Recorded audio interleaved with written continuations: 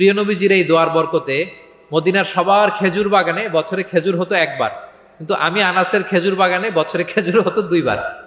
আর ওনার সর্বসাকুল্যে 80 জন সন্তান ছিল, 80 জন। একজন প্রস্টিটিউট লেডি, ব্যভিচারী নারী, সামান্য একটা কুকুরকে দয়া দেখানোর কারণে আল্লাহ তাআলা এই জাহান্নামী নারীকে জান্নাত দান করেছেন। তাহলে প্রাণীদের প্রতি কখনো আমরা যেন নির্মম না হই, অমানবিক না হই। আমরা অনেক উন্নত দেশে দেখি যে হাইওয়েতে একটা সাপ যাচ্ছে, এই সাপ দেখে একটা গাড়ি থেমে গিয়েছে, স্টপ। তার পেছনে পেছনে শত শত গাড়ি স্টপ। তারা বন বিভাগকে নক দেয়, স্থানীয় পুলিশকে ফোন দেয়, তারা এসে সাপটাকে উদ্ধার করে এরপরে গাড়িগুলো চলতে শুরু করে। একটা ভিডিও ক্লিপস আমি এমনও দেখেছি, একটা হাঁস তার বাচ্চাগুলোকে নিয়ে হাইওয়ে পার হচ্ছে। হাঁস তো খুব আস্তে আস্তে হাঁটে, একেবারে পিপিলিকার মতো একটু একটু করে হাঁসের বাচ্চাগুলো যাচ্ছে, শত শত গাড়ি at the middle of the highway stop. আল্লাহু আকবার। কিন্তু বাংলাদেশে দেখবেন যে রাস্তা দিয়ে সাপ যায় না, কুকুর যায় না, বিড়াল যায়, কোনো কেয়ার নাই। যে প্রাণীদের প্রতি দয়া দেখায় না, আল্লাহ তাআলা তার প্রতি দয়া দেখান না। সুমামা ইবনে উসাল রাদিয়াল্লাহু তাআলা আনহু, উনি ইয়ামামার অধিবাসী ছিলেন। আল্লাহ রাসূল সাল্লাল্লাহু আলাইহি সাল্লামকে অ্যাসাসিনেট করার জন্য, মানে গোপনে হত্যার জন্য তিনি মদিনায় এসে সাহাবীদের হাতে ধরা পড়েন। সাহাবীরা ওনাকে মসজিদে নববীর পিলারের সাথে রশি দিয়ে বেঁধে রাখে এবং প্রিয় নবীজির কাছে তথ্যটি পৌঁছান যে ইয়া রাসূলুল্লাহ আপনাকে হত্যা করতে এসেছিল, আমরা তাকে ধরেছি, মসজিদে নববীর পিলারে বেঁধেছি। রাসূল সাল্লাল্লাহু আলাইহি ওয়াসাল্লাম তার কাছে গেলেন, তার খোঁজ খবর নিলেন, ইসলামের বিভিন্ন সুন্দর সুন্দর কথা, দ্য বিউটি অফ ইসলাম তার সামনে তুলে ধরলেন এবং সাহাবাদেরকে বললেন যে তাকে ভালো ভালো খাবার দাও। বাড়িতে এসে বললেন রুটি বানাও, জব দিয়ে রুটি বানিয়ে সুমামার জন্য পাঠাও। সুমামা প্রথমে রুটি খেলো। এরপরের দিন এক সাহাবীকে বললেন যে তুমি ওটের দুধ দহন করে গরম গরম দুধ তার জন্য নিয়ে যাও। এরপরের দিন সে দুধ খেলো। এভাবে প্রিয় নবীজি প্রতিদিন তার সাথে দেখা করেন এবং ইসলামের সুন্দর সুন্দর কথাগুলো তাকে শোনান। সুমামা তো অবাক যে তোমরা যুদ্ধবন্দীদের সাথে এমন আচরণ করো। সুমামা রীতিমতো অবাক যে জামাই আদর চলতেছে টানা 3 দিন। আর রাসূল সাল্লাল্লাহু আলাইহি ওয়াসাল্লামের কাছে যখন ইসলামের বিভিন্ন বিষয়গুলো সে শুনতে শুনতে অবাক হয়ে ইসলামের প্রতি তিনি আকৃষ্ট হতে লাগলেন। টানা 3 দিন তাকে যখন প্রিয় নবীজি দাওয়াত দিলেন, আপ্যায়ন করলেন, 3 দিন পরে প্রিয় নবীজি সাহাবীদেরকে বললেন যাও এবার মসজিদে নববীর ওখানে যে সুমামার দেহ থেকে রশিটা খুলে দাও।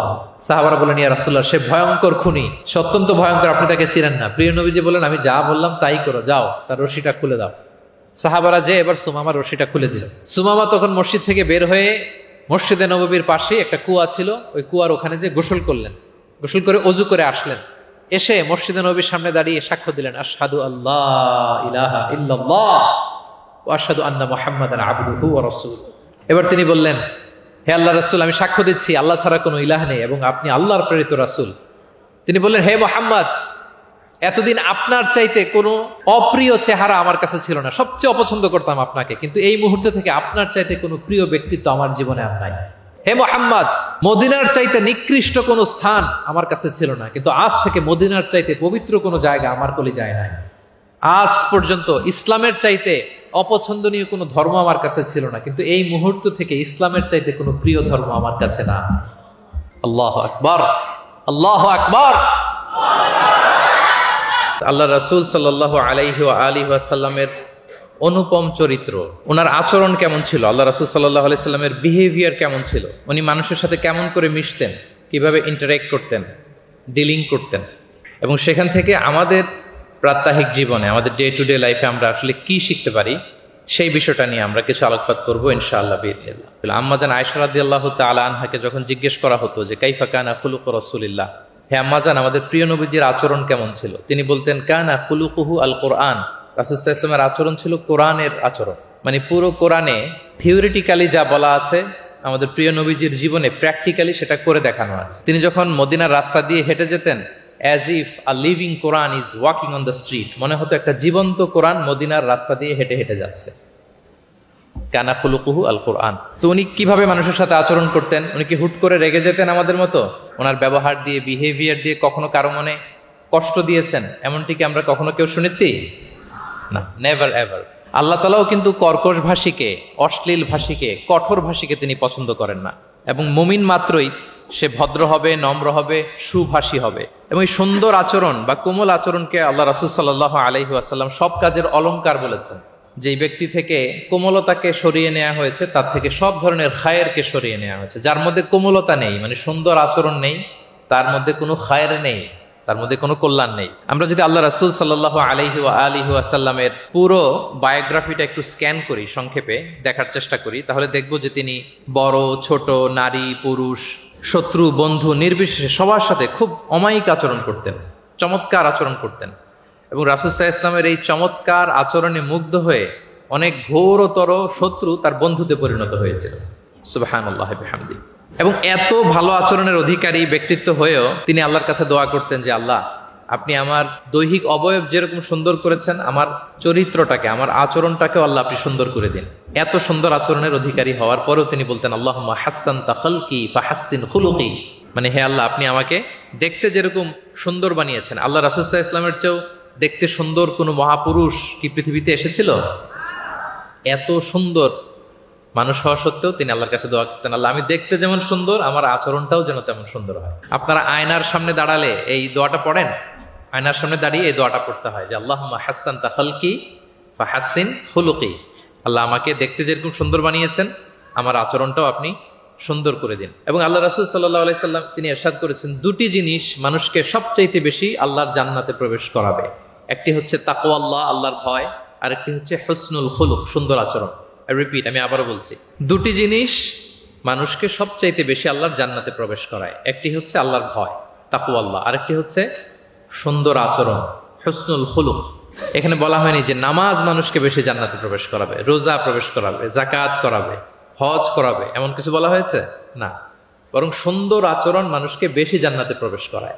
আমরা অনেক সময় ইসলামের এই এসেন্সটা ধরতে পারি না। দেখবেন যে খুব নামাজি কিন্তু খিটখিটে মেজাজের লোক, খুব নামাজি স্ত্রীর সাথে খারাপ আচরণ করে, খুব আল্লাহওয়ালা প্রতিবেশীর সাথে ঝগড়াঝাটি, খুব নামাজি মানুষ কলিগের সাথে সম্পর্ক ভালো নাই, এরকম লোক আমাদের সমাজে আছে না নাই বলেন? তার মানে ইসলামের যে ট্রু এসেন্স এটা ধরতে পারে নাই। আশেপাশের নেইবরের সাথে, কলিগের সাথে, বন্ধুদের সাথে, সহপাঠীদের সাথে যে ভালো আচরণ করতে হয়, গুড বিহেভিয়ার করতে হয়, এবং এটাই যে আমাকে সবচেয়ে বেশি জান্নাতে প্রবেশ করানোর মাধ্যম হতে পারে, এটা আমরা ভুলে যাই। প্রিয় বন্ধুরা, আমরা যেন এই ব্যাপারটাকে ছোট মনে না করি। সবচেয়ে বেশি জান্নাতে মানুষকে প্রবেশ করায় তাকওয়াল্লাহ, হুসনুল খুলুক, আল্লাহর ভয়, আরেকটা কি? সুন্দর আচরণ।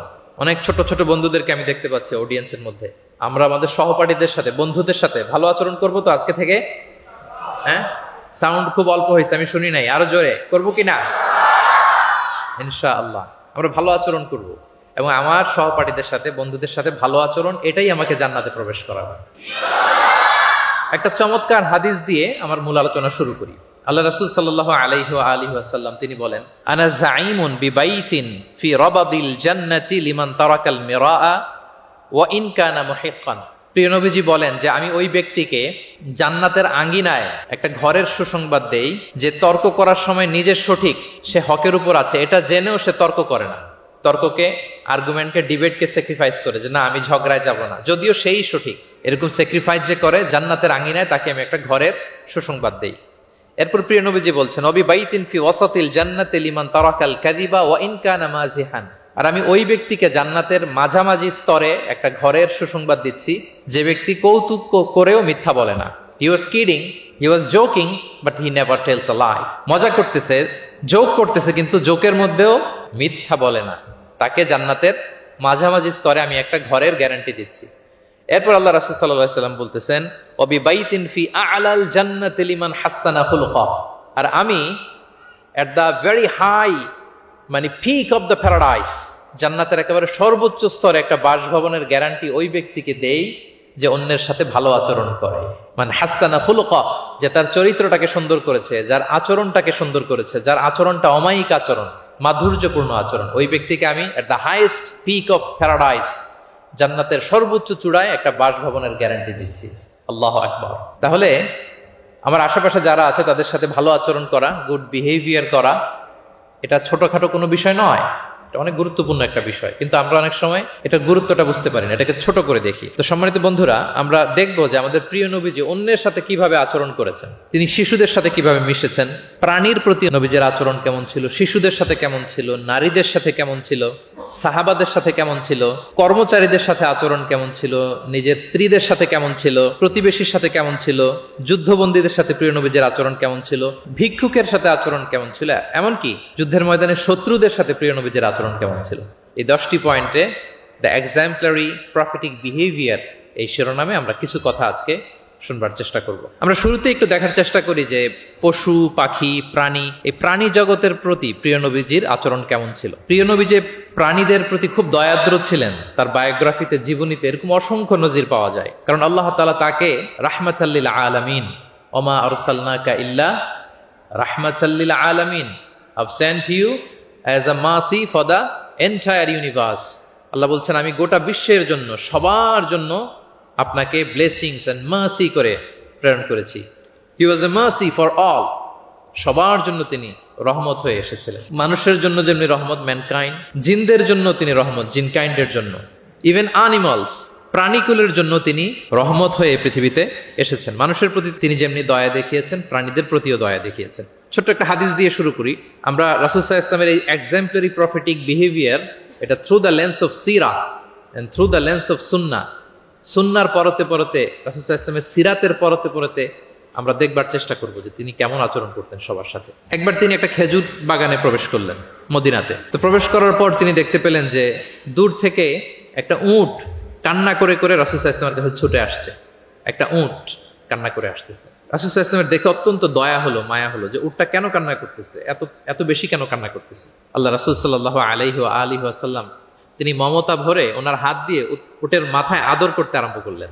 প্রিয় নবীজির এই মমতা মাখা হাত বোলানো পেয়ে উটের কান্না বন্ধ হলো এবং রাসূল সাল্লাল্লাহু আলাইহি ওয়াসাল্লামের কানে কি কি যেন বললো উট, এটা অন্যরা বুঝতে পারছে না। তো এরপর রাসূল সাল্লাল্লাহু আলাইহি ওয়াসাল্লাম খুঁজতে আরম্ভ করলেন যে উটের মালিক কে। একজন আনসারী যুবক সাহাবী আসলো। তখন রাসূল সাল্লাল্লাহু আলাইহি ওয়াসাল্লাম বললো যে তোমার এই উট আমার কাছে তোমার ব্যাপারে নালিশ করেছে যে তুমি একে ক্ষুধার্ত রাখো কিন্তু একে দিয়ে অনেক কাজ করাও। তুমি কি বোবা, এই নিরীহ প্রাণীটার ব্যাপারে আল্লাহকে ভয় করো না? কিয়ামতের দিন এটাই তোমার জাহান্নামের কারণ হয়ে যেতে পারে। খবরদার, এই নিরীহ প্রাণীটার ব্যাপারে তুমি আল্লাহকে ভয় করো। দেখেন, প্রিয় নবীজি ওটের মাথায় হাত বুলিয়ে ওটের কান্না বন্ধ করেছিলেন এবং ওটের মালিককে ওসিয়ত করেছেন যে খবরদার, প্রাণীর প্রতি কখনো এরকম রূঢ় কঠিন আচরণ করা যাবে না, তাদের প্রতি রহম দিল হইতে হবে। এভাবে আপনি সিরাতের পরতে পরতে অনেক ঘটনা পাবেন। আজকের এই সংক্ষিপ্ত পরিসরে এত রেফারেন্স হয়তো আমার উল্লেখ করা সম্ভব হবে না এবং অ্যারাবিক টেক্সটগুলো বলে বলে অর্থ করে শোনানো অনেক সময় লেগে যাবে। আমি শুধু মূল কথাগুলো, বুলেট পয়েন্টসগুলো আপনাদের সাথে শেয়ার করবার চেষ্টা করবো ইনশাআল্লাহ বিইذনিল্লাহ। এই যে প্রাণীর প্রতি দয়া, ইসলামের একটা মূলনীতি হচ্ছে মুমিনের জীবনের প্রতিটি কাজে ইহসানের পরশ থাকতে হবে। আল্লাহ তাআলা আমাদের সব কাজে ইহসানকে আবশ্যক করেছেন। আল্লাহ রাসূল সাল্লাল্লাহু আলাইহি সাল্লাম বলেছেন যে ফাইদা কাতালতুম ফাআহসিনুল কিতলা, কাউকে হত্যা করতে হলেও ইহসানের সাথে হত্যা করতে হবে। ধরুন যে অপরাধের কারণে আদালত কর্তৃক সাব্যস্ত হলো যে একজন মৃত্যুদণ্ড প্রাপ্ত আসামি, তো তাই বলে কি আপনি যা ইচ্ছা তার সাথে করতে পারবেন? তার নাক কেটে ফেলা, কান কেটে ফেলা, তার অঙ্গহানি করা, এলোপাথারি ছুরিকাঘাত করা করতে পারবেন না। ইদা কাতালতুম ফাআহসিনুল কিতলা, এটাও ইহসানের সাথে করতে হবে। দেখেন, হত্যার মতো একটা কাজ ইহসানের সাথে করতে হবে। ওয়া ইদা যাবাহতুম ফাআহসিনুয যাবহা, প্রিয় নবীজি বলেন তোমরা যখন জবাই করবে, কুরবানি করবে, এখানেও ইহসানের সাথে করবে। আল্লাহু আকবার। করতেছি জবাই, করতেছি কি বলেন সবাই আমার সাথে, করতেছি কি জবাই। তার মানে প্রাণীটাকে তো মেরেই ফেলতেছি, কিন্তু প্রিয় নবীজি বলেন এই জবাই করার ক্ষেত্রেও ইহসান করতে হবে। এত সুন্দরভাবে দ্রুত তার গলায় ছুরি লাগাতে হবে যাতে কয়েক সেকেন্ডের মধ্যেই জবাইয়ের কাজটা হয়ে যায়। আপনি ইচ্ছে মতো এলোপাথারি তাকে ছুরি দিয়ে কষ্ট দিতে পারবেন না। মুমিনের প্রতিটি কাজে যেন ইহসানের পরশ থাকে। একবার আল্লাহ রাসূল সাল্লাল্লাহু আলাইহি সাল্লাম এক সাহাবীর পাশ দিয়ে যাচ্ছেন। ওই সাহাবী একটা ভেড়াকে জবাই করার জন্য মাটিতে শুইয়ে পা দিয়ে চেপে ধরে এরপর ছুরি ধার করতেছে। ছাগলটাকে মাটিতে শুইয়ে পা দিয়ে চেপে ধরে এরপরে কি করতেছে? ছুরি ধার করতেছে। আর প্রাণীটা এই ছুরি ধার করার দৃশ্যটা দেখতেছে। আল্লাহ রাসূল সাল্লাল্লাহু আলাইহি ওয়াসাল্লাম তাকে ধমক দিলেন, শাসালেন, বললেন তুমি তো এটাকে 2 বার জবাই করে ফেললে, একটু পরে তো জবাই করবে, এখনই তো জবাই করে ফেলতেছো, তুমি কি আগে ধার দিয়ে নিতে পারলা না? জবাইয়ের আগে তুমি কি ছুরিটাকে ধারালো করে নিতে পারলা না? শার্পেন করে নিতে পারলা না? এভাবে আল্লাহ রাসূল সাল্লাল্লাহু আলাইহি ওয়াসাল্লাম সব সময় প্রাণীদের প্রতি তিনি দয়া দেখিয়েছেন। এবং তিনি বনি ইসরায়েলের একটা ঘটনা বলতে যে তিনি বলেছেন যে একজন প্রস্টিটিউট লেডি, ব্যভিচারী নারী, যার জন্য জাহান্নাম বরাদ্দ ছিল, কিন্তু একটা তৃষ্ণার্ত কুকুরকে পানি খাওয়ানোর কারণে আল্লাহ তাআলা ওই পাপাচারী নারীকে জান্নাত দান করেছেন। সুবহানাল্লাহি বিহামদি।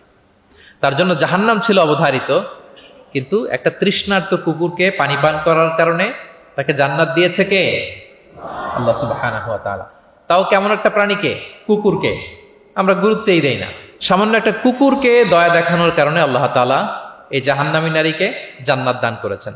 আমরা যদি খেয়াল করি যে আমরা আমাদের সমাজে কুকুর বিড়াল দেখলে কি করি বলেন তো? রাস্তাঘাটে কেউ কেউ খাবার দেয়, মাশাআল্লাহ, এই তো এটাই তো প্রিয় নবীজির সুন্নাহ, আমরা খাবার দিব, এক্স্যাক্টলি। কিন্তু আমি জানি না কেন যেন বাংলাদেশে কুকুর দেখলে বিড়াল দেখলে কি করে, তাড়ায় দেয়, ঢিল ছোড়ে, লাথি মারে, এরকম করে না? অনেক সময় মাঝে মাঝে দেখা যায় যে জোড়া লাগা কুকুর যদি দেখা যায় যে একসাথে দুটো কুকুর, তাদের প্রজননের কারণে তাদের একটা বিশেষ ঋতুতে বিশেষ সময়ে তাদেরকে এটা করতে হয়, এক অদ্ভুত কারণে মানুষ ক্ষিপ্ত হয়ে ওঠে তাদের প্রতি। আমাদের তো মানবিক হওয়া উচিত ছিল, আশরাফুল মাখলুকাত বলে আমরা নিজেদেরকে দাবি করি। আমাদের কি করা উচিত ছিল? ইগনোর করা উচিত ছিল, let them do there job, overlook করার দরকার ছিল। কিন্তু কোনো এক অদৃশ্য কারণে আমরা এরকম দৃশ্য দেখলে হিংস্র হয়ে উঠি, লাঠি দিয়ে মারি, ওখানে মানুষ জড়ো হই। কিন্তু তাদের একটা সফল প্রজননের জন্য, বংশবিস্তারের জন্য এটা প্রয়োজন। তো আমরা যেন এই কাজটা না করি, এরকম নির্মম যেন আমরা কখনো না হই। কারণ প্রাণীদের প্রতি দয়া দেখানো এটা ছোটখাটো কোনো ব্যাপার নয়, এটাই আপনার জান্নাতের কারণ হতে পারে, এটাই আপনার জাহান্নামের কারণ হয়ে যেতে পারে। আল্লাহ রাসূল সাল্লাল্লাহু আলাইহি ওয়াসাল্লাম বলেন, মান লা ইয়ারহাম লা ইউরহাম। যে ব্যক্তি অন্যকে দয়া দেখায় না, আল্লাহ তাআলা তার প্রতি দয়া দেখায় না। ইরহাম মান ফিল আরদ ইয়ারহামুকুম মান ফিস সামা। এই দুনিয়াতে যারা আছে তোমরা তাদের প্রতি দয়া দেখাও, যিনি আকাশে আছেন তিনি তোমাদের প্রতি দয়া দেখাবেন। তাহলে এই জমিনে কি শুধু আমরাই থাকি নাকি? না পশু পাখি প্রাণী এগুলোও থাকে?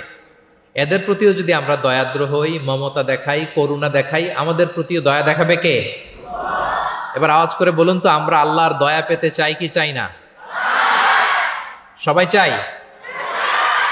তাহলে প্রাণীদের প্রতি কখনো আমরা যেন নির্মম না হই, অমানবিক না হই, আমরা যেন মানবিক হই।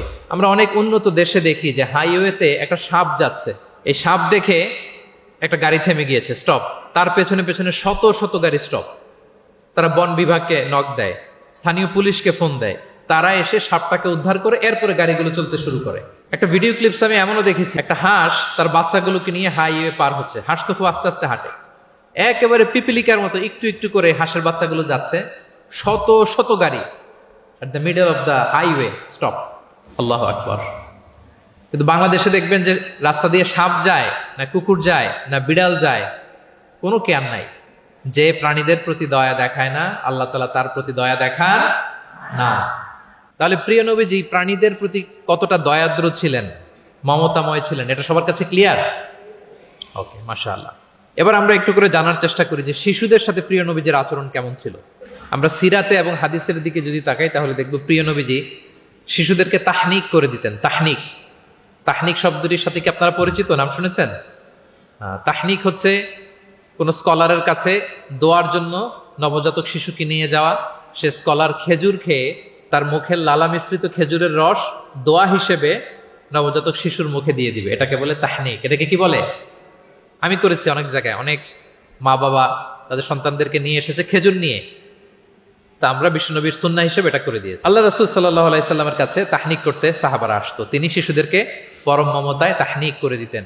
মদিনাতে যখন সাহাবারা আসলো, তাদের কারো ঘরে কোনো সন্তান জন্মাচ্ছিল না। আল্লাহ রাসূল সাল্লাল্লাহু আলাইহি সাল্লামের শ্যালিকা আবু বকর রাদিয়াল্লাহু তাআলা আনহুর কন্যা আয়েশা রাদিয়াল্লাহু তাআলা আনহার বড় বোন আসমা বিনতে আবি বকর, তিনি প্রেগনেন্ট অবস্থায় মক্কা থেকে মদিনায় হিজরত করলেন এবং কোবাতে আসার পরপরই উনি বাচ্চা ডেলিভারি করলেন, পুত্র সন্তান। ওনার ঘর আলোকিত করে জন্ম নিল আব্দুল্লাহ ইবনে জুবাইর। মদিনায় আনন্দের হিল্লোল বয়ে গেল, কারণ ইহুদিরা বলছিল এই যে মুসলমানদের ঘরে কোনো সন্তান হয় না, সন্তান হয় না। কিন্তু যখনই আসমা বেবি ডেলিভারি করলেন, মুসলমানদের মধ্যে আনন্দের বন্যা। তো ওনার সন্তান আব্দুল্লাহ ইবনে জুবাইরকে সাথে নিয়ে কোলে করে নিয়ে তিনি প্রিয় নবীজির কাছে আসলেন, এসে বললেন, ইয়া রাসূলুল্লাহ, আপনি আমার সন্তানের জন্য দোয়া করে দিন। আল্লাহ রাসূল সাল্লাল্লাহু আলাইহি ওয়াসাল্লাম একটা খেজুর নিয়ে, খেজুর চিবিয়ে ওনার লালা মোবারক মিশ্রিত বরকতময় লালা নিয়ে, খেজুরের রস নিয়ে আব্দুল্লাহ ইবনে জুবাইরের মুখের মধ্যে দিয়ে দিয়েছেন। ও এজন্য আসমা বিনতে আবু বকর সবসময় গর্ব করে বলতেন যে আমার কলিজার টুকরা সন্তান আব্দুল্লাহর পাকস্থলিতে সর্বপ্রথম পৌঁছেছে প্রিয় নবীর লালা মিশ্রিত খেজুরের রস। সুবহানাল্লাহ ওয়া বিহামদিহি। আল্লাহ রাসূল সাল্লাল্লাহু আলাইহি ওয়াসাল্লাম এরকম তাহনিক করতেন। আপনারাও সুযোগ হলে আপনাদের স্থানীয় যে স্কলাররা আছেন, ভালো স্কলার, আল্লাহওয়ালা মানুষ, তাদের কাছে সন্তানদেরকে নিয়ে তাহনিক করাবেন। প্রিয় নবীজি তাহনিক করতেন। শিশু সন্তানদেরকে তিনি কোলে নিতেন, হাদিসে এসছে অনেক বাচ্চাকে তিনি কোলে নিয়েছেন এবং ওই বাচ্চা আল্লাহর হাবিব সাল্লাল্লাহু আলাইহি সাল্লামের জামার মধ্যে প্রস্রাব করে দিয়েছে, এটাও হাদিসে এসেছে। এরকম ইনসিডেন্টও ঘটেছে। তিনি বাচ্চাদেরকে আগে সালাম দিতেন। কি করতেন? আমরা দেই, এই যে ছোট বাচ্চারা বলতেছে না, ওদের পক্ষে গেছে কথা। এই জন্য তোমাদের আব্বু আম্মু তোমাদেরকে আগে সালাম দেয় না? দেয় নাকি দেয় না? তাহলে আমরা আগে সালাম দিব বাচ্চাদের। আমাদের সালাম দেয়া দেখেই তারাও সালামের ব্যাপারে আস্তে আস্তে অভ্যস্ত হবে। প্রিয় নবীজি বাচ্চাদের আগে সালাম দিতেন, গালে হাত বুলিয়ে দিতেন, মাথায় হাত বুলিয়ে দিতেন। হাদিসে এসছে।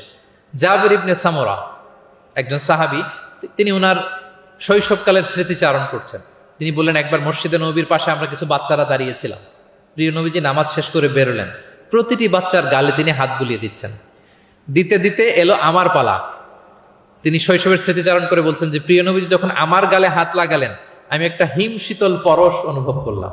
এবং তিনি বললেন যে মদিনার বাজারে যখন আতরওয়ালারা আসতো, আতরের যে প্যাকেট বা লাগেজ উনি যখন খুললে একটা চমৎকার স্মেল আসতো, প্রিয় নবীজির হাত থেকে আমরা ওইরকম একটা সুগন্ধির গন্ধ পেলাম। আল্লাহু আকবার। তাহলে বাচ্চাদের দেখলে তিনি মাথা এবং গালে হাত বুলিয়ে দিতেন।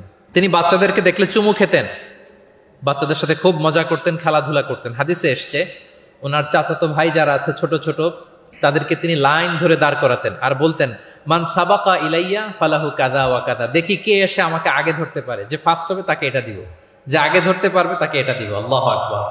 এবং তারাও আনন্দে উৎফুল্ল হয়ে দৌড়াতে দৌড়াতে কেউ প্রিয় নবীজির বুকের উপরে এসে ঝাপটে পড়তো, কেউ কাঁধে উঠতো, কেউ পিঠে উঠতো, এভাবে দৌড়ে বিষ্ণু ইসলামের কাছে তারা আসতেন। এবং মাঝে মাঝে তিনি শিশুদের মধ্যে কোনো ভুলভাল কিছু দেখলে শুধরে দিতেন। ওমর ইবনে আবি সালামা রাদিয়াল্লাহু তাআলা আনহু তিনি বলছেন, আমি যখন ছোট ছিলাম একবার প্রিয় নবীজির কোলে বসা ছিলাম, আমাদের সামনে খাবার দেয়া হলো, তো আমি খাবারের এখান থেকে নেই ওখান থেকে নেই, এদিক সেদিক থেকে খাবার নিচ্ছি। আল্লাহ রাসূল সাল্লাল্লাহু আলাইহি ওয়াসাল্লাম আমাকে বললেন, ইয়া গোলাম, হে বৎস, সাম্মিল্লাহ, তুমি বিসমিল্লাহ বলো। তাহলে খাওয়ার শুরুতে আমরা কি বলবো? ওয়া কুল বিয়ামিনিক, এবং ডান হাতে খাও। কোন হাতে? কোন হাতে? ডান হাতে। আচ্ছা। ওয়াকুল বিয়ামিনিক ওয়াকুল মিম্মা ইয়ালিক, আর তোমার সামনে যেটা আছে ওখান থেকে খাও। ডানে বায়ে সামনে পিছনে এদিক থেকে ছোটাছুটি করে টানাটানি করো না। তিনি বলেন যে বিশ্বনবী যখন আমাকে এই গাইডলাইন দিলেন, তারপর থেকে আজীবন আমি এই সিস্টেমেই খেয়েছি, আজীবন এই সিস্টেমেই খেয়েছি। তাহলে এটিকেটস অফ হ্যাভিং ফুড, খাবারের যে এটিকেটস রাসূল সাল্লাল্লাহু আলাইহি ওয়াসাল্লাম বাচ্চাকে শিখিয়ে দিলেন। আরেক হাদিসে এসছে সাদাকার খেজুর স্তূপ করা ছিল মদিনায়, যাকাতের খেজুর। হঠাৎ ওনার নাতি, আল্লাহ রাসূল সাল্লাল্লাহু আলাইহি ওয়াসাল্লামের নাতি হাসান রাদিয়াল্লাহু তাআলা আনহু যাকাতের খেজুর একটা নিয়ে খাওয়া শুরু করলেন। ছোট মানুষ, কোনটা যাকাতের খেজুর আর কোনটা খাওয়া যাবে এটা তো উনি বুঝতেন না। ছোট্ট মানুষ যাকাতের খেজুর খাওয়া শুরু করলেন। দূর থেকে প্রিয় নবীজি দেখে দৌড়ে গেলেন, দৌড়ে মুখ থেকে টেনে খেজুরটা বের করলেন। হাদিসে এসেছে প্রিয় নবীজি বলতে আরম্ভ করলেন, ইরমি বিহা কিখ কিখ। এটা একটা আরবিক এক্সপ্রেশন। কিখ কিখ মানে আমরা বাংলায় যেটা বলি ওয়াক, থু থু, থু মেরে ফেলে দাও। হাসান রাদিয়াল্লাহু তাআলা আনহু তিনি বললেন যে নানা ভাই, থু মেরে ফেলে দাও। আল্লাহ তাআলা, তুমি কি জানো না, আন্না লা নাআকুলু সাদাকা, আমরা হাশিমি খানদান, আমরা কখনো সাদাকার কিছু খেতে পারবো না। আল্লাহু আকবার। তাহলে দ্য কনসেপ্ট অফ হালাল এন্ড হারাম ছোটবেলা থেকে তিনি শিখাই দিলেন নাতিকে। এভাবে শিশুদেরকে আদর করতেন, ভালোবাসা দিতেন, মায়া মমতায় জড়িয়ে রাখতেন এবং ভুল করলে পরম মমতায় শুধরে দিতেন। তাহলে শিশুদের সাথে প্রিয় নবীজির কেমন আচরণ আমরা বুঝতে পারছি। তিনি শিশুদের প্রতি কতটা কনসিডারেট ছিলেন, কতটা তিনি কনসিডারেট ছিলেন আমরা একটা ছোট্ট হাদিস থেকে শুনি। একবার তিনি কোন এক নামাজে দীর্ঘ লম্বা সিজদা করে দিলেন, দীর্ঘ লম্বা, এত লম্বা সিজদা কখনো তিনি করেন না। নামাজ শেষে সাহাবারা জিজ্ঞেস করলেন, ইয়া রাসূলুল্লাহ, আপনি কি সিজদার মধ্যে অসুস্থ হয়ে গেলেন নাকি, অথবা কোরআনের আয়াত নাজিল হলো নাকি? এত দীর্ঘ সিজদা তো ফরজ নামাজে কখনো করতে দেখি না। রাসূল সাল্লাল্লাহু আলাইহি ওয়াসাল্লাম বললেন, কুল্লু যালিকা লাম ইয়াকুন, না একটাও না, ওহিও নাজিল হয়নি, অসুস্থও হয়নি। কারণ আমি যখন সেজদায় ছিলাম, আমার নাতি খেলতে খেলতে আমার কাঁধের উপরে চড়ে বসেছে।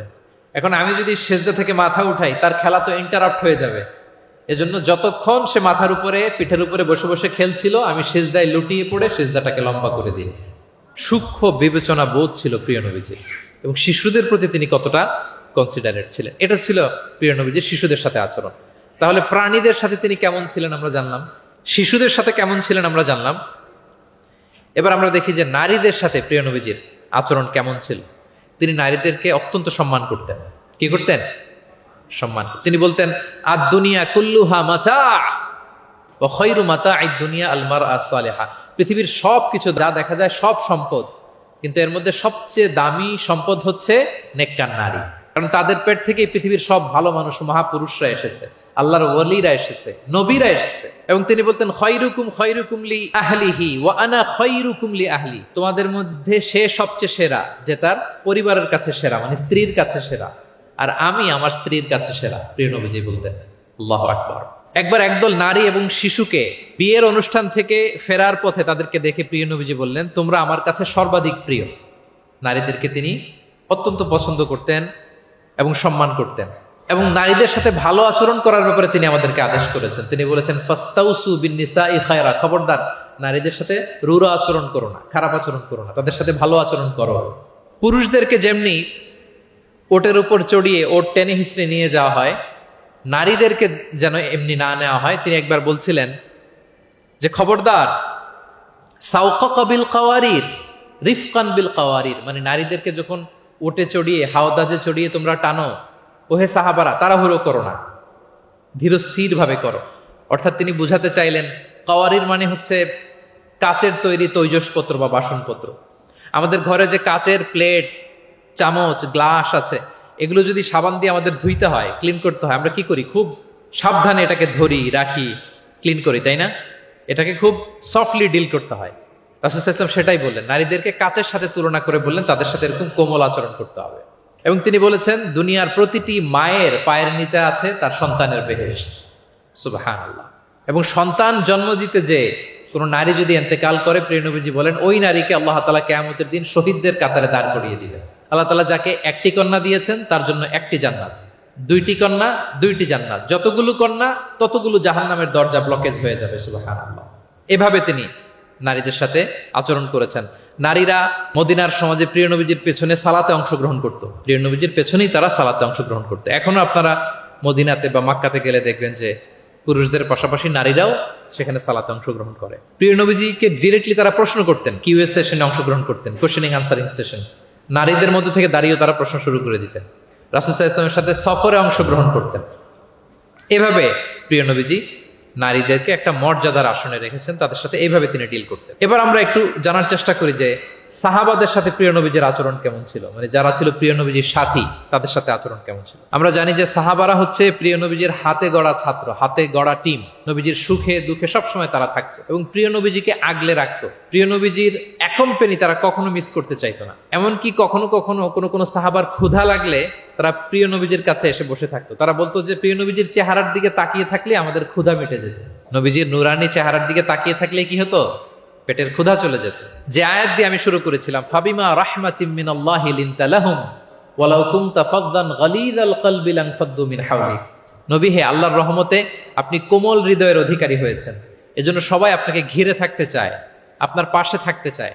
আপনি যদি কর্কশ ভাষী হতেন, কঠোর আচরণের অধিকারী হতেন, তাহলে এখন যেমনি আপনার সাহাবারা আপনাকে ঘিরে রাখে, সব সময় আপনার পাশে থাকতে চায়, তারা এমনটি আপনাকে ঘিরে রাখতো না। এবং আল্লাহ রাসূল সাল্লাল্লাহু আলাইহি ওয়াসাল্লামের চেহারায় সবসময় একটা স্মাইলিং ফেস থাকতো, অলওয়েজ স্মাইল। তিনি বলতেন তাবাসসুমুকা ফি ওয়াজহি আখিকা সাদাকা, your smile to your brother it's a charity. তুমি তোমার ভাইয়ের দিকে তাকিয়ে যে মুচকি হাসি দাও, এতেও আল্লাহ তাআলা তোমার আমলনামায় সাদাকা দেওয়ার সওয়াব দিয়ে দেন। কি মুচকি হাসেন? হ্যাঁ, মুচকি হাসবেন। মুচকি হাসতে পয়সা লাগে না, লাগে? মুচকি হাসবেন, মুচকি হাসলে এটা সাদাকা দেওয়ার সমান সওয়াব। অলওয়েজ একটা স্মাইলি ফেসে থাকতেন প্রিয় নবীজি। ওনার চেহারা দেখলেই মানুষের মন ভালো হয়ে যেত। আল্লাহু আকবার। সাহাবাদের সাথে ওনার আচরণ কেমন ছিল, ডিলিংস কেমন ছিল? এক নম্বরে তিনি খুব কোমল আচরণ করতেন সাহাবাদের সাথে। কেউ যখন প্রিয় নবীজির সাথে কথা বলতো, ওই লোক কথা বলার সময় চোখ না ফেরালে প্রিয় নবীজি কখনো তার থেকে চেহারা ফেরাতেন না। মুসাফা করার সময় যিনি প্রিয় নবীজির সাথে মুসাফা করেছেন, ওই লোক হাত টেনে না নিলে প্রিয় নবীজি কখনো হাত টেনে নিতেন না। সুবহানাল্লাহ, হোয়াট এ হাম্বল পার্সোনালিটি। তিনি সাহাবাদের প্রতি এতটাই কোমল ছিলেন, একটা ছোট্ট হাদিস থেকে আমরা একটু বোঝার চেষ্টা করি। তিনি সাহাবাদের নিয়ে বসা ছিলেন, এক বেদুইন এসে মসজিদে নববীতে 2 রাকাত নামাজ পড়লো। 2 রাকাত নামাজ পড়েই বিষ্ণু ইসা ইসলামের কাছেও আসে না, সালামও দেয় না, কারণ বেদুইন তো সভ্যতার কোনো অ্যাটিকেটস, কোনো ছোঁয়া তার মধ্যে লাগেনি। সে নামাজ পড়ে আল্লাহর কাছে দোয়া করতেছে, এবং দোয়া কিরকম দেখেন, সে দোয়ায় বলতেছে আল্লাহুম্মা আরহামনি ওয়া মুহাম্মাদা ওয়ালা তারহাম মা'আনা আহাদা, মানে আল্লাহ তুমি আমারে রহম করো আর মুহাম্মদ সাল্লাল্লাহু আলাইহি ওয়াসাল্লামকে রহম করো, আমাদের দুজনের সাথে আর কাউরে রহম করো না তুমি। বেদুইন, তার মধ্যে এটিকেটস অফ দোয়া, দোয়ার যে একটা আদব আছে এটা তার জানা নাই। সে বলে আল্লাহ আমাকে মাফ করো, মুহাম্মদ সাল্লাল্লাহু আলাইহি ওয়াসাল্লামকে মাফ করো, আর কাউকে না। তো দূর থেকে রাসূল সাল্লাল্লাহু আলাইহি ওয়াসাল্লাম দেখে হেসে বললেন, হায় রে, একটা প্রশস্ত ব্যাপারকে সে সংকীর্ণ বানায় ফেললো। কারণ আল্লাহর দরবারে কি রহমের কোনো কমতি আছে? সবাই বলুন তো আওয়াজ করে, আল্লাহর দরবারে রহমতের কোনো কমতি ঘাটতি আছে? কোনো কমতি নাই, কোনো ঘাটতি নাই। তো সে তো দোয়াতে আমাদের সবাইকে ইনক্লুড করলেও পারতো। যাই হোক, নামাজ পড়ে দোয়া করে এবার মসজিদে নববীর মাঝখানে পেশাব করতে আরম্ভ করলো। মসজিদের মাঝখানে সাহাবার তো রেগে মেগে আগুন, তাকে ধরতে যাবে, মারতে যাবে। রাসূল সাল্লাল্লাহু আলাইহি ওয়াসাল্লাম বললেন দাউ, রাখো, বোঝা না লোকটা, করতে দাও। করে ফেললো। এবার প্রিয় নবীজি বললেন হারিকু আলা বাউলিহি সাজলান মিন মা। মসজিদে, তখনকার মসজিদে নববী তো বালুর ফ্লোর ছিল, জানেন আপনারা? আমাদের এখনকার মসজিদ তো এই যে এরকম পাকা টাইলস করা, কার্পেটিং, আরো কত কি, কিন্তু তখনকার মসজিদে নববী ছিল কিসের? ফ্লোরটা বালুর। রাসূল সাল্লাল্লাহু আলাইহি ওয়াসাল্লাম বললেন যে বালুর মধ্যে যদি পেশাব করে দিছে, এক বালতি পানি ঢেলে দাও। এক বালতি পানি ঢেলে দেয়া হলো। আর সাহাবাদেরকে তিনি শান্ত হতে বললেন যে থামো, তার প্রতি আগ্রাসী হয়েও না, কারণ ফাইন্নামা বুইসতুম মুয়াসসিরিন, তোমরা সহজপন্থী হয়ে প্রেরিত হয়েছো, ওয়ালাম তুবআসু মুআসসিরিন, তোমরা কট্টরপন্থী হয়ে প্রেরিত হও নাই। আল্লাহু আকবার। তিনি বুঝালেন যে এই উম্মাত হবে সহজপন্থী, কট্টরপন্থী নয়। যে কোনো জিনিসকে খুব সিম্পলি ডিল করতে হবে। এবার তিনি ওই বেদুনকে ডেকে পাঠালেন, বললেন আচ্ছা তুমি যে মসজিদের ভেতরে তোমার উট ঢুকালে এবং মাঝখানে পেশাব করে দিলে, তুমি কি জানো এটা এই কমিউনিটির ইবাদতগাহ, এই মদিনার সোসাইটির এটা একটা মসজিদ। আমরা এখানে নামাজ পড়ি, আল্লাহর জিকির করি, এখানে কোরআন তেলাওয়াত করি, এই জায়গায় বসে তোমার পেশাব করা কি ঠিক হলো? প্রিয় নবীজি যখন ভালোবেসে তাকে কাছে ডেকে বুঝালেন, সে মাথা নিচু করে এবার কাচুমাচু করতে আরম্ভ করলো। সে লজ্জিত হয়ে প্রিয় নবীজির কাছে ক্ষমা চাইল। সুবহানাল্লাহ। তাহলে তিনি সাহাবাদের প্রতি কতটা কোমল আচরণের অধিকারী ছিলেন, এই হাদিস থেকে আমরা বুঝতে পারলাম। তিনি সাহাবাদের জন্য দোয়া করতেন, প্রাণ ভরে দোয়া করতেন।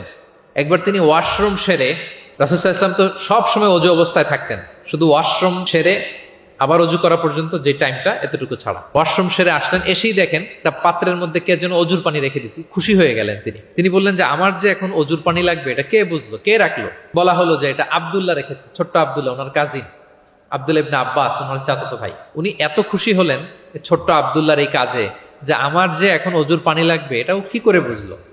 উনি এত খুশি হলেন, খুশি হয়ে তার জন্য একটা দোয়া করলেন।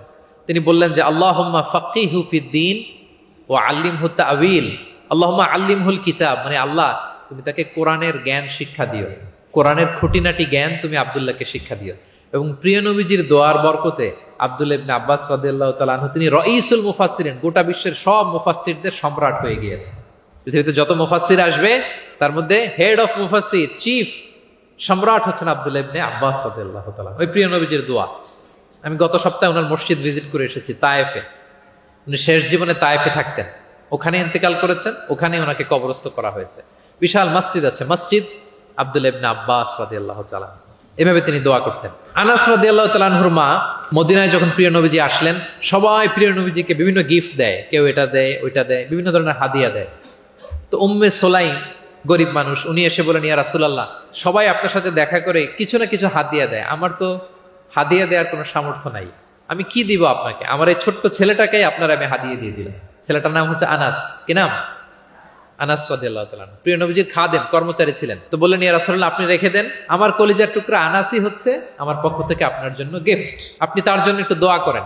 তো তিনি দোয়া করতে আরম্ভ করলেন, আল্লাহুম্মা আকসির মালা ওয়া ওয়ালাদা, আল্লাহ আপনি আনাসের সম্পদ বাড়ায় দেন, আল্লাহ আপনি আনাসের সন্তান বাড়ায় দেন। এই যে দোয়া করেছেন, ওয়া বারিক লাহু ফিমা আ'তাইতা, যা দিবেন এতে বরকত দিয়ে দেন, এই যে দোয়া করেছেন, দোয়ার ফলে কি হয়েছে দেখেন। আনাস রাদিয়াল্লাহু তাআলা আনহু বলেন, প্রিয় নবীজির এই দোয়ার বরকতে মদিনার সবার খেজুর বাগানে বছরে খেজুর হতো একবার, কিন্তু আমি আনাসের খেজুর বাগানে বছরে খেজুর হতো 2 বার। আর ওনার সর্বসাকুল্যে 80 জন সন্তান ছিল। 80 জন। কয়জন? যেহেতু অনেকগুলো ফ্যামিলি ছিল ওনাদের। প্রিয় নবীজির দোয়ার বরকতে 2 বার বছরে খেজুর হতো ওনার বাগানে, আর 80 জন সন্তান তিনি পেয়েছিলেন। তাহলে সাহাবাদের প্রতি কোমল আচরণ করতেন, তাদের জন্য দোয়া করতেন, তাদের ভালো গুণের প্রশংসা করতেন। অনেক হাদিস, এগুলো বলতে গেলে অনেক সময় লেগে যাবে।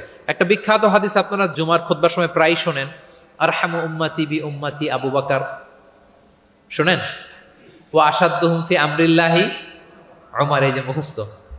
ওয়া আসদাকুহুম হায়ান উসমান, ওয়া আকরাউহুম লিকিতাবিল্লাহি উবাই।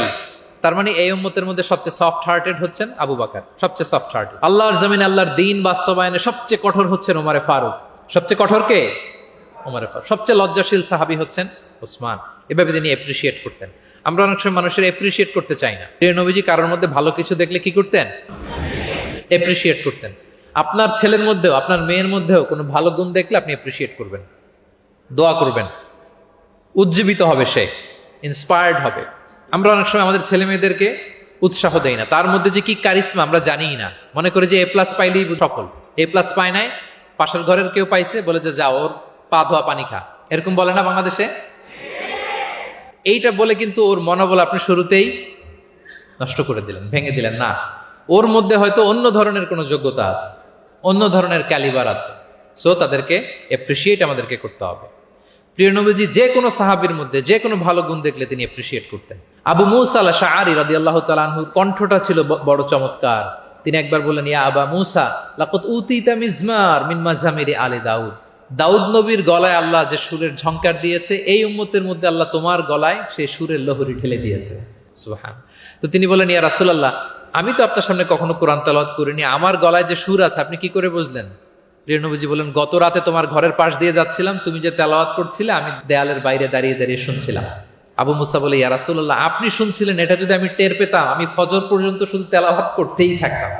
সুবহানাল্লাহ পড়বেন না? তাহলে আমরা যেন অ্যাপ্রিশিয়েট করি।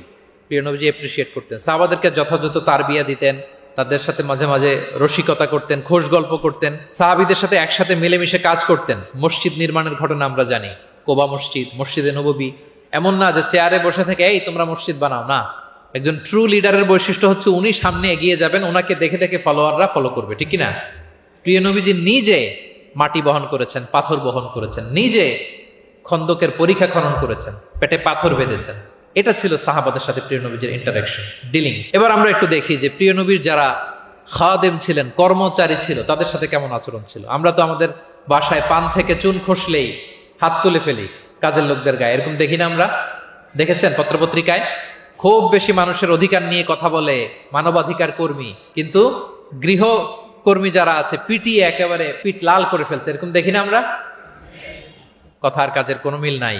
কিন্তু প্রিয় নবীজির বায়োগ্রাফি যদি আমরা স্ক্যান করি তাহলে দেখবো, আম্মাজান আয়েশা রাদিয়াল্লাহু তাআলা আনহা বলেন, তিনি কখনো তার কোনো কর্মচারীর গায়ে হাত তুলেননি। আরে হাত তোলা তো দূর কি বাত, তিনি কটু কথাও বলেন নাই, ধমকও দেন নাই।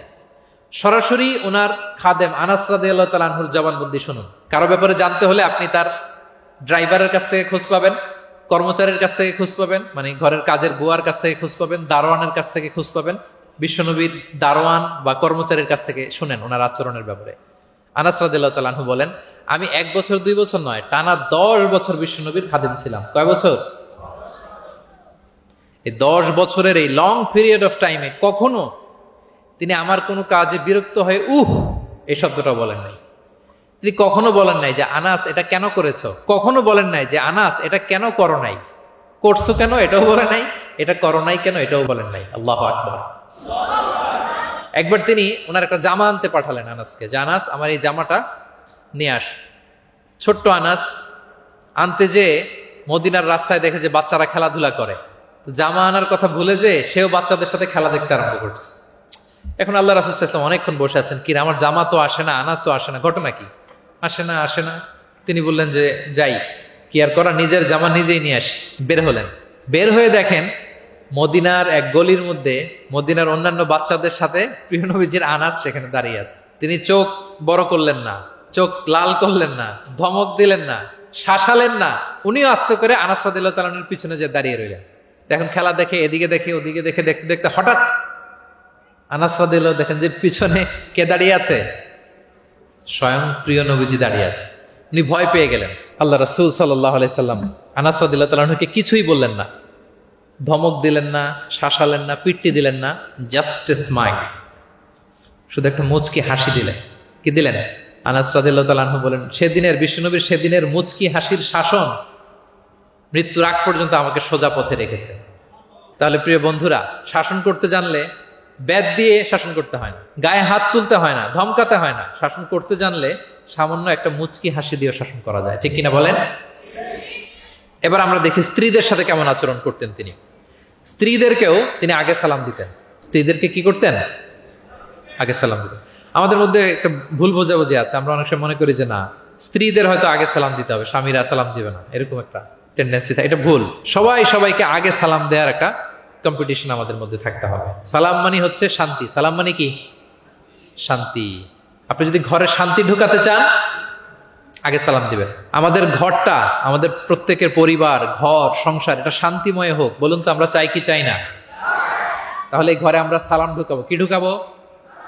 আওয়াজ করে সবাই বলুন, কি ঢুকাবো? ঘরে যেই প্রথমে কি করব আমরা?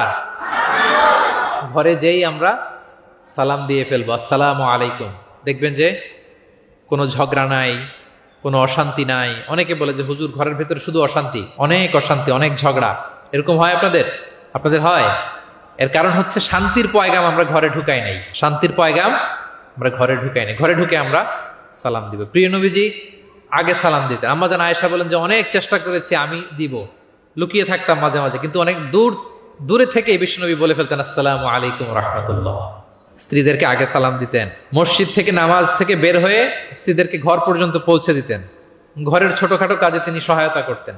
নিজের জামা সেলাই করতেন, মাঝে মাঝে জামা থেকে, চুল থেকে উকুন বের করতেন, হাদিসে আছে। ছাগলের দুধ নিজে দহন করতেন, হাদিসে আছে। সাংসারিক কাজে সহযোগিতা করতেন এবং খুবই হৃদ্যতাপূর্ণ সম্পর্ক ছিল স্ত্রীদের সাথে। আম্মা জান আয়েশা রাদিয়াল্লাহু তাআলা আনহা কোনো পেয়ালার যেই জায়গা থেকে দুধ পান করতেন, ঠিক পেয়ালাটা নিয়ে ওই জায়গা থেকেই প্রিয় নবীজি দুধ পান করতেন। আম্মা জান আয়েশা রাদিয়াল্লাহু তাআলা আনহা কোনো গোশত বা হাড্ডি কিছু অংশ খেয়ে রেখে দিলে প্রিয় নবীজি ওইটা নিয়ে ওখান থেকে খাওয়া শুরু করে দিতেন। মাইমুনা রাদিয়াল্লাহু তাআলা আনহা এবং প্রিয় নবীজি, ওনার স্ত্রী আমাদের আম্মা জান, একই মগ দিয়ে, একই বালতি থেকে একসাথে শেয়ার করে গোসল করেছেন, হাদিসে এসেছে। কত মধুর সম্পর্ক ছিল। একবার আয়েশা রাদিয়াল্লাহু তাআলা আনহাকে নিয়ে তিনি একটা সফরে বেরিয়েছেন। মরুভূমির মাঝখানে পুরো কাফেলাকে তিনি ইনস্ট্রাকশন দিলেন, তাকাদ্দামু তাকাদ্দামু, মানে তোমরা এগো, সামনে আগো, সবাই সামনে যাও। পুরো কাফেলা সামনে চলে গেল। এবার মরুভূমির মাঝখানে কেউ নাই, প্রিয় নবীজি আর আয়েশা রাদিয়াল্লাহু তাআলা। আল্লাহ রাসূল সাল্লাল্লাহু আলাইহি ওয়াসাল্লাম বললেন যে আয়েশা, চলো আমরা একটু দৌড় প্রতিযোগিতা করি, দেখি কে কার আগে দৌড়াতে পারে। তো দুজনেই দৌড়ালেন। ওই সময়টাতে আম্মা জান আয়েশা রাদিয়াল্লাহু তাআলা আনহা বয়স কম ছিল, একটু গড়নে পাতলা ছিলেন।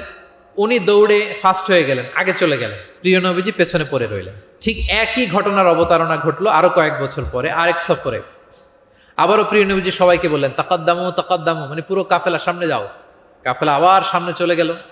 মাঝ রাতে প্রিয় নবীজি আবার আম্মা জান আয়েশাকে বললেন যে আয়েশা, চলো আজকেও আমরা একটু দৌড় প্রতিযোগিতা করি। কিন্তু কয়েক বছরের ব্যবধানে আম্মা জান আয়েশা রাদিয়াল্লাহু তাআলা আনহা তখন একটু হেলদি হয়ে গেছেন, আগের মতো আর জোরসে দৌড়াতে পারছেন না। ওই দিন প্রিয় নবীজি আম্মা জান আয়েশাকে পেছনে ফেলে তিনি সামনে চলে গেলেন। আম্মা জান আয়েশা রাদিয়াল্লাহু তাআলা আনহা পেছনে পড়ে রইলেন। তো প্রিয় নবীজি আয়েশা রাদিয়াল্লাহু তাআলা আনহাকে বলেন, ইয়া আয়েশা হাদিহি বিতিলকা সাবকা, ওই যে বছর কয়েক আগে তুমি আমাকে হারায় দিছিলে, আজকে তোমাকে হারায় দিলাম। 3-4 বছর আগে তুমি হয়ে গেছিলা চ্যাম্পিয়ন, আমাকে হারাই দিছো, আজকে ওটার শোধবাদ করে নিলাম, সমান সমান হয়ে গেল। আল্লাহু আকবার! কি সুমধুর, কি অমায়িক, কি জান্নাতি সম্পর্ক ছিল। তাই বলে স্বামী স্ত্রীর মাঝে যে কোনো খুনসুটি, মিষ্টি ঝগড়া, মনোমালিন্য চলতো না এমনটা না, চলতো। সবার জীবনেই থাকে এটা, প্রিয় নবীজির জীবনেও ছিল। তো তখন আল্লাহ রাসূল সাল্লাল্লাহু আলাইহি ওয়াসাল্লাম বলতেন, আয়েশা ইন্নী লা আ'লাম ইযা কুনতি আন্নী রাদিয়া ওয়া ইযা কুনতি আলাইয়া গাদবা। আয়েশা, আমি কিন্তু টের পাই কখন তুমি আমার প্রতি খুশি আর কখন তুমি আমার উপর রেগে আছো, আমি কিন্তু বুঝে ফেলি। আম্মা জান বলেন যে আপনি কি করে বোঝেন? রাসূল সাল্লাল্লাহু আলাইহি ওয়াসাল্লাম বললেন, যখন তুমি আমার উপর রেগে থাকো তখন দোয়া করার সময় তুমি বলো রব্বি ইব্রাহিম, মানে হে ইব্রাহিমের রব আপনি আমাদেরকে ক্ষমা করেন, হে মুসার রব আপনি আমাদেরকে ক্ষমা করেন। আর যখন তুমি আমার উপর খুশি থাকো তখন দোয়ার সময় তুমি বলো রব্বি মুহাম্মদ, হে মুহাম্মাদের রব আপনি আমাদেরকে ক্ষমা করেন, হে মুহাম্মাদের রব আপনি আমাদের উপর দয়া করেন। মানে তুমি যখন রেগে থাকো তুমি ইচ্ছে করে আমার নামটা মুখে নিতে চাও না, আমি কিন্তু বুঝে ফেলি। আম্মা জান আয়েশা বলেন, ইয়া রাসূলুল্লাহ মা আহজুরু ইল্লা ইসমাক, আমি তো শুধু আপনার নামটাই বাদ দেই, মুখ থেকেই বাদ দেই, কিন্তু আমার হৃদয় থেকে তো কখনোই আপনাকে সরাতে পারি না। হৃদয়ে সবসময় আপনি থাকেন ইয়া রাসূলুল্লাহ। এবার আমরা একটু দেখি যে প্রতিবেশীদের সাথে প্রিয় নবীজির আচরণ কেমন ছিল। আল্লাহ রাসূল সাল্লাল্লাহু আলাইহি ওয়াসাল্লাম সবসময় প্রতিবেশীদের সাথে অত্যন্ত ভালো আচরণ করতেন। তিনি বলতেন, মান কানা ইউমিনু বিল্লাহি ওয়াল ইয়াউমিল আখির ফালইউকরিম জারাহ, যে আল্লাহ বিশ্বাস করে এবং আখিরাতে বিশ্বাস করে সেজন্য প্রতিবেশীর সাথে ভালো আচরণ করে, প্রতিবেশীকে যেন সম্মান করে। এবং আবু যার গিফারি রাদিয়াল্লাহু তাআলা আনহুকে তিনি বলতেন যে, আবু যার, তুমি যদি মারাক রান্না করো, মানে ঝোল, আমরা নেহারি খাই না গরুর পায়া দিয়ে যে ঝোল রান্না করে, এটাকে কি বলেন আপনারা? নেহারি। তো তিনি বললেন যে, আবু যার, যখন নেহারি রান্না করবে, ঝোল জাতীয় কিছু রান্না করবে, পানি একটু বেশি দিও, যাতে তোমার প্রতিবেশীর সাথে তুমি শেয়ার করতে পারো। প্রতিবেশীর ব্যাপারে কতটা কনসার্ন ছিলেন তিনি। এবং তিনি বলতেন, লাইসাল মুমিন আল্লাযী ইয়াশবা ওয়া জারুহু জাইউন ইলা যামবি, সে ব্যক্তি মুমিন নয় যে নিজে পেট পুরে খায় কিন্তু তার প্রতিবেশীরা অভুক্ত থাকে, না খেয়ে থাকে। সে ব্যক্তি কখনো প্রকৃত মুমিন হতে পারে না। এবং মজার ব্যাপার হচ্ছে, ভালো আচরণের জন্য, সদাচরণের জন্য প্রতিবেশী মুসলিম হওয়া আবশ্যক নয়। আমি আবারও বলছি, ব্যাপারটা এমন না যে আমার মুসলিম প্রতিবেশী ভালো আচরণ করব, আমার হয়তো বৌদ্ধ প্রতিবেশী বা হিন্দু প্রতিবেশী, এজন্য ওদের সাথে আমি ভালো আচরণ করব না। ব্যাপারটা কি এমন না? নেইবরের ক্ষেত্রে মুসলিম হোক অমুসলিম হোক, প্রতিবেশী হলেই তার সাথে আমাদের ভালো আচরণ করতে হবে। বিশ্বনবীর এক ইহুদি প্রতিবেশী ছিল, ইহুদি। তো সেই প্রতিবেশীর ছোট্ট একটা ইহুদি সন্তান ছিল, প্রায় বিশ্বনবীর কাছে এসে প্রিয় নবীজির টুকিটাকি কাজ করে দিতেন। তো হঠাৎ অনেক দিন হয়ে গেল, ইহুদি ছেলেটা আসে না, তার কোনো দেখা নেই। প্রিয় নবীজি ভাবলেন হয়তো কোনো সমস্যা হয়েছে, তাকে দেখে আসে। তার বাড়িতে যেয়ে দেখলেন যে ছেলে বড্ড অসুস্থ, প্রচন্ড অসুস্থ হয়ে কাতরাচ্ছে, বিছানায় শুয়ে আছে। রাসূল সাল্লাল্লাহু আলাইহি ওয়াসাল্লাম তার পাশে বসলেন, তার মাথায় হাত বুলিয়ে দিলেন এবং ইহুদি ছেলেটার দিকে তাকিয়ে বললেন, আসলিম, অর্থাৎ তুমি ইসলাম ধর্ম গ্রহণ করো। দেখেন প্রিয় নবীজির স্ট্র্যাটেজি, দেখেন এই ছেলের সাথে অনেক দেখা হয়েছে, প্রিয় নবীজির বাসায় এসেছে, কাজ করে দিয়েছে, কিন্তু এই ইহুদির বাচ্চাটাকে কখনো দিনের দাওয়াত তিনি দেন নাই। কেন? কারণ তিনি একটা ভালো সময়ের অপেক্ষা করতেছিলেন।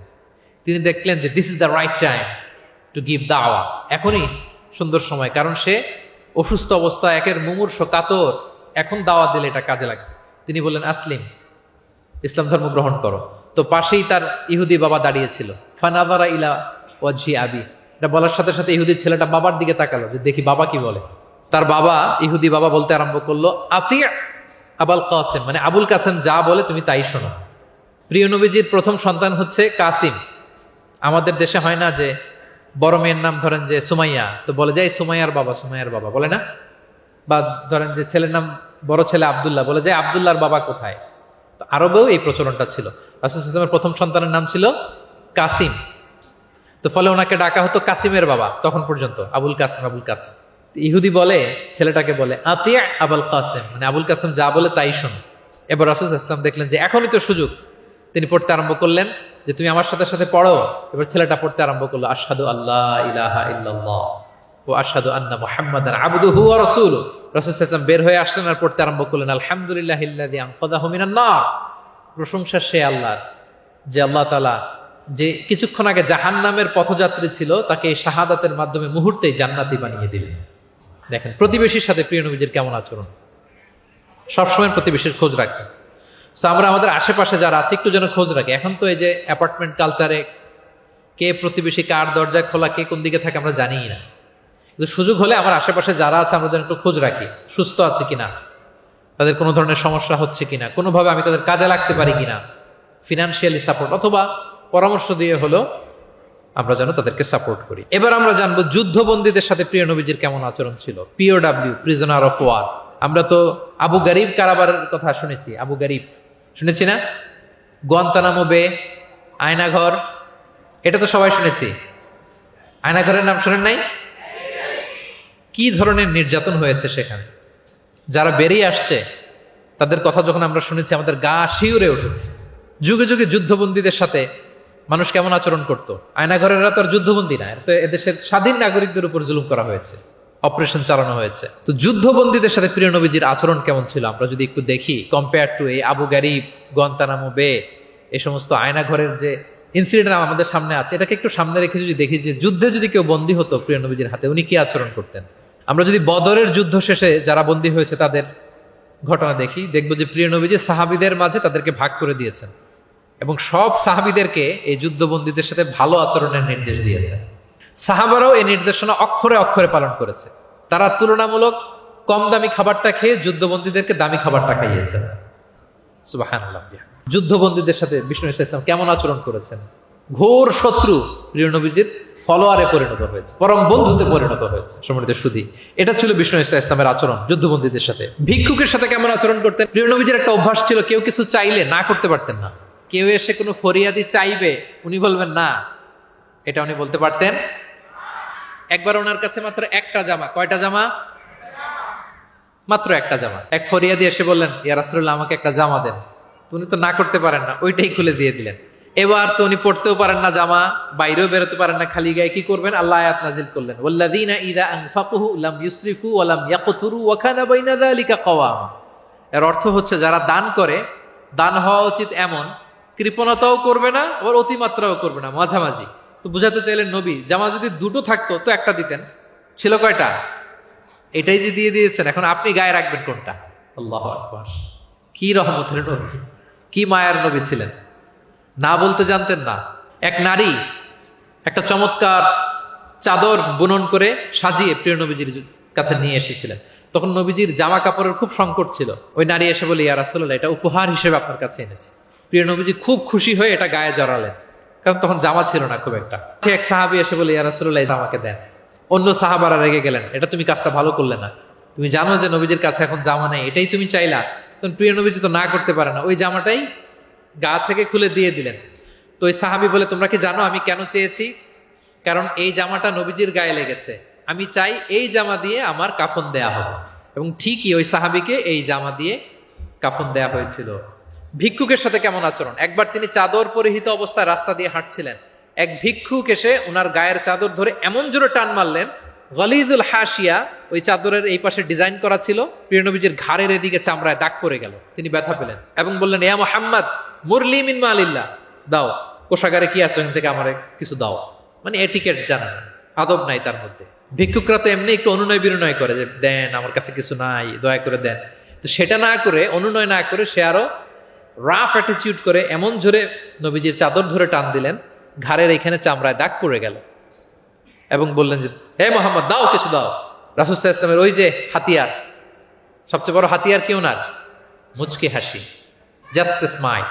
আবার একটা মুচকি হাসি দিলেন, দিয়ে পাশে যারা ছিল বললেন যে যাও বাইতুল মাল থেকে তাকে কিছু সম্পদ দিয়ে দাও। সুবহানাল্লাহ! একটা কঠিন সিচুয়েশন, যখন আমরা রিঅ্যাক্ট করি, রেগে যাই, ফকির এসে যদি আপনার জামা ধরে টান দেয়, ওরা কি দিবেন? প্রিয় নবীজি মুচকি হাসি দিয়ে বলেন, যাও তাকে দিয়ে দাও।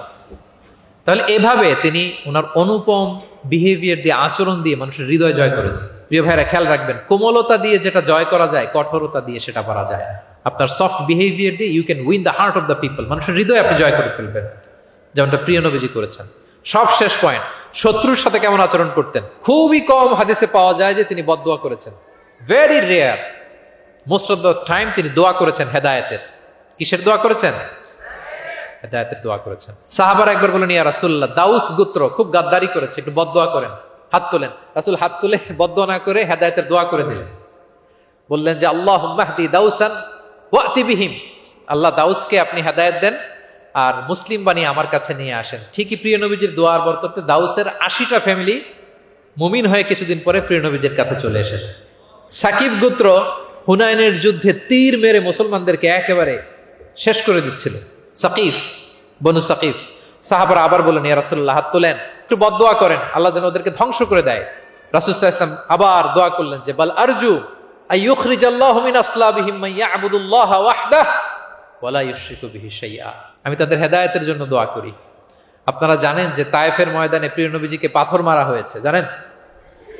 পাথর মারতে মারতে রক্তাক্ত করা হয়েছিল প্রিয় নবীজিকে, মাথা থেকে পা পর্যন্ত ব্লিডিং। সাথে ছিল যায়েদ বিন হারেসা রাদিয়াল্লাহু তাআলা আনহু। উনি প্রিয় নবীজিকে বাঁচাতে যে উনিও মাথায় আঘাত পেয়েছেন, ওখান থেকে ব্লিডিং। এক খ্রিস্টান দাস কিছু আঙ্গুর নিয়ে আসলো প্রিয় নবীজির কাছে, যে আপনি তো অসুস্থ, ক্লান্ত শ্রান্ত, এটা খান। প্রিয় নবীজি বিসমিল্লাহির রহমানির রহিম বলে আঙ্গুরটা নিল। ওই খ্রিস্টান দাসের নাম ছিল আদ্দাস। প্রিয় নবীজি যখন বললেন বিসমিল্লাহ, আদ্দাস বলে যে বিসমিল্লাহ, এটা আবার কোন শব্দ? এই তায়েফে আমি এতদিন ধরে আছি, কেউ তো খাবারের আগে বিসমিল্লাহ বলে না। মান আনতা, আপনি কে? তো প্রিয় নবীজি বলেন, ওমান আনতা, তুমি কে? তো আদ্দাস বলে, আমি খ্রিস্টিয়ান স্লেভ, আমি একজন খ্রিস্টান দাস। তো রাসূল সাল্লাল্লাহু আলাইহি ওয়াসাল্লাম বললেন, তোমার বাড়ি কই? বলে যে মিন আহলি নিনাবি, আমার বাড়ি ইরাক। তো রাসূল সাল্লাল্লাহু আলাইহি ওয়াসাল্লাম বললেন, যেখানে ইউনুস নবীর বাড়ি। এবার খ্রিস্টান আরো অবাক যে আপনি ইউনুস নবীকেও চিনেন। রাসূল সাল্লাল্লাহু আলাইহি ওয়াসাল্লাম বললেন, আরে চিনবো না মানে, ইউনুস তো আমার ভাই, সেও নবী আর আমিও নবী। ইউনুস যে নবী ছিল আলাইহিস সালাম, এই নবুয়তির ধারাবাহিকতার এই চেইনটাকে পূর্ণতা দিতে আল্লাহ তাআলা আমাকে পাঠিয়েছেন। খাতামুন নবিয়্যিন, seal of the all prophets. আদ্দাস অবাক হয়ে গেল। আদ্দাস রাদিয়াল্লাহু তাআলা আনহু ঠিক ওই জায়গায় এই খ্রিস্টান বালক রাসূল সাল্লাল্লাহু আলাইহি ওয়াসাল্লামের কাছে শাহাদা পড়ে মুসলমান হয়ে গেল। পাহাড়রক্ষী ফেরেশতারা এসে বললেন, ইয়া রাসূলুল্লাহ, আপনি বলেন তায়েফের দুই দিকের পাহাড় চাপা দিয়ে এমন এক কলাপস করে দিব, পুরো তায়েফবাসী মেসাকার হয়ে যাবে। রাসূল সাল্লাল্লাহু আলাইহি ওয়াসাল্লাম বললেন, না, তারা হয়তো ঈমান আনেনি, কিন্তু তাদের পরের জেনারেশন, তার পরের জেনারেশন, তাদের মধ্যে থেকে কেউ না কেউ থাকবে যারা পড়বে লা ইলাহা ইল্লাল্লাহ মুহাম্মাদুর রাসূলুল্লাহ। তাই হয়েছে। আমি গত সপ্তাহে উমরায় ছিলাম, একদিনের জন্য তায়েফ গিয়েছিলাম। মসজিদের অভাব নাই, ইসলামিক ইনস্টিটিউশনের অভাব নাই। প্রিয় নবীজির সেই দোয়া সত্যিই বাস্তবায়িত হয়েছে। তায়েফবাসী তখন ঈমান আনে নাই, কিন্তু এখন লক্ষ লক্ষ মুসলিম কালেমার পতাকাবাহী বীর সেনানী তায়েফের জমিনে আছে না নাই? আছে। শত্রুদের সাথে তিনি এমন আচরণ করেছেন। উহুদের ময়দানে রক্তাক্ত হয়েছেন, দাঁত ভেঙেছে, হেলমেট ভেঙে দন্দন মোবারক শহীদ হয়েছে বিশ্বনবীর। কিন্তু হেদায়েতের দোয়া করেছেন। তিনি বলেছেন, আল্লাহুম্মা হদি কওমি ফাইন্নাহুম লা ইয়ালামুন। আল্লাহ, আমার কওমকে আপনি মাফ করেন, ওরা চিনে নাই, বুঝে নাই। শুধু যে ক্ষমাই চাইছে আল্লাহর কাছে তা না, ওদের হয়ে এক্সকিউজ করতেছে। শুধু এতটুকু করলে হয়তো যে আল্লাহ ক্ষমা করে দেন, শুধু এতটুকুই না, আবার বলতেছে আল্লাহ ওরা বুঝে নাই। ছোট মানুষ ভুল করলে আমরা কি বলি? যে কেন ভুলটা করছে, কারণ বুঝে। ওর হয়ে আমরা ওকালতি করি। তো প্রিয় নবীজি বলতেছেন, আল্লাহ তাদেরকে হেদায়েত দেন আমার কওমকে, কারণ ফাইন্নাহুম লা ইয়ালামুন, আমি যে নবী তারা চিনে নাই। যুদ্ধের ময়দানে প্রিয় নবীজির কঠোর নির্দেশনা ছিল, খবরদার কোনো নারীর গায়ে হাত তুলবে না, কোনো শিশুর গায়ে হাত তুলবে না, কোনো বিধর্মী পাদ্রীর গায়ে হাত তুলবে না। যুদ্ধ থেকে বিরত আছে, নিউট্রাল, এমন কোনো মানুষের গায়ে হাত তুলবে না। আত্মসমর্পণ করে তোমাদের কাছে সিকিউরিটি চাচ্ছে, আত্মসমর্পণ করেছে, নিরাপত্তা চাচ্ছে, তাদের গায়ে হাত তুলবে না। ওই এলাকার গবাদি পশুর গায়ে হাত তুলবে না, কৃষিজ পণ্যকে ডিস্ট্রয় করবে না। যুদ্ধের ময়দানে এই নির্দেশনাগুলো বিষ্ণু ইসলাম দিয়েছেন, এবং এগুলোর কারণেই শত্রুরাও বিষ্ণু ইসলামের বন্ধুতে পরিণত হয়েছে। আমরা জানি যে এলাকায় থাকতে দেয় নাই, তায়েফে গিয়েছে, থাকতে দেয় নাই, আত্মীয় স্বজন সহ mental torture, physical torture and what not. কি করে নাই কুরাইশরা? সেই কুরাইশদের কাছে যখন অষ্টম হিজরিতে বিজয়ীর বেশে তিনি গেলেন, থার থার করে কাঁপতেছিল কুরাইশরা যে হায় রে, আজকে তো গত এই কয়েক যুগের প্রতিশোধ মুহাম্মদ নিবে, রক্তের বন্যা বইয়ে দিবে আজকে মক্কায়। কিন্তু সবার দিকে তাকিয়ে বিশ্বনবী কি বললেন? লা তাসরিবা আলাইকুম ইয়াউম ইযহাবু ফাআনতুমুত তালাকা, যাও, আজকে ক্ষমা করে দিলাম। ভাই ভাইয়ের সাথে যে আচরণ করবে, আজকে আমি তোমাদের সাথে ওই আচরণ করব। This was the character and behavior of the last messenger Muhammad sallallahu alayhi wasallam. সম্মানিত সুধী, তাহলে আমরা যেটা বুঝলাম, কোমল আচরণ দিয়ে আপনি যা অর্জন করতে পারবেন, কঠোর আচরণ দিয়ে, রূঢ় আচরণ দিয়ে, খারাপ ব্যবহার দিয়ে পারবেন?